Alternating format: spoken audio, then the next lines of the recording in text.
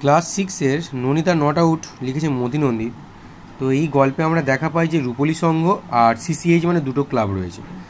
তো রূপলী সংঘ আর সিসিএইচ দুটো ক্লাব রয়েছে, যেখানে তাদের কী হয়েছে 25 বছর ধরে একটা লড়াই চলছিল, কিন্তু এমন একটা তারা খেললো, ফ্রেন্ডলি ম্যাচ খেললো, যার ফলে কী হয়েছিল আর 11 বছর রূপলীর সঙ্গে সঙ্গে সিসিএইচের আর খেলা হয়।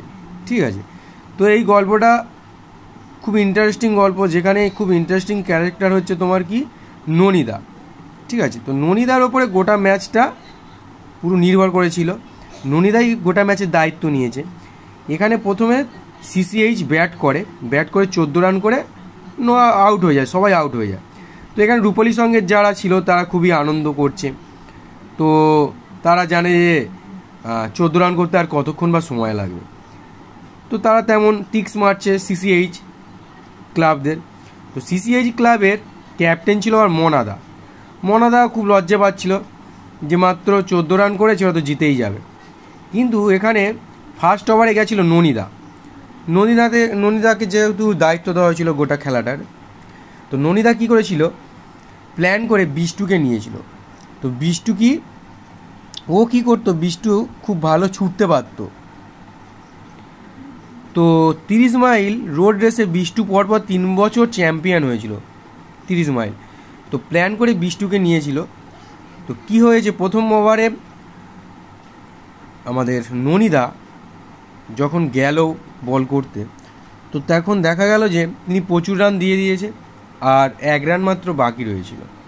তো বিষ্টু যখন বল করতে গেল তখন কি করছিল, পিচের কাছে গিয়ে ও ছুটে আবার ব্যাক করে গোটা মাঠ দৌড়াতে লাগলো।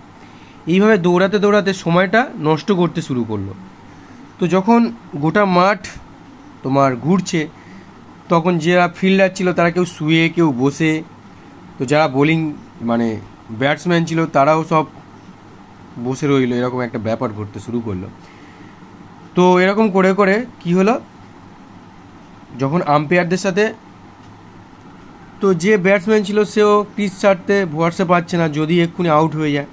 তো এরকম করে করে আম্পায়ারদের সাথে বচসা শুরু হলো। তো আম্পায়ারদের সাথে এরকম বচসা হবে জানতো আমাদের ননিদা, তাই তিনি পকেটে একটা আইনের বই রেখেছিল, যেটা দেখালো। এইভাবে চলতে চলতে সন্ধ্যা নামলো। তো তখন ননিদার কথা ফের বিষ্টু বল করতে গেল। তো বল করার ফলে যারা ফিল্ডিংয়ে ছিল তারা সবাই যাতে 22 রান না হয়, তো কিপারের পিছনে দাঁড়ালো। তো সেখানে ম্যাচ ড্র হয়ে গেল প্রথম বলে। যে তারপর রূপলী ব্যাটসম্যান প্রতিবাদ জানিয়ে বলল যে বল ডেলিভারির মাঝে যদি খেলা শেষ করা না যায়, তাহলে ওভারের মাঝেও খেলা শেষ করা যাবে না। শুরু হলো তর্কাতর্কি। বিষ্টুকে কী করতে হবে, আরও 5টা বল করতে হবে। তো জেতার জন্য রূপলী একটা রান করে ফেলবে এই 5টা বলে, যা হোক করে। তো তখন কি করেছিল ননিদা, বুদ্ধি করে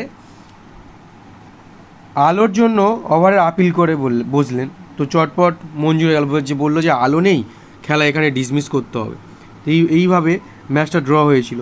তো এখানে ননিদার যে ট্রিক্সটা কাজে লেগেছিলো সেটা তোমার ননিদা নট আউট গল্পে ফুটে উঠেছে। তো এটা খুব একটা ইন্টারেস্টিং গল্প, হাসির গল্প ধরতে গেলে বলা যায়। তো এই ছিল মেন গল্পের জিস্ট, তোমরা ভালো করে পড়ো, বুঝতে পারবে গল্পটা।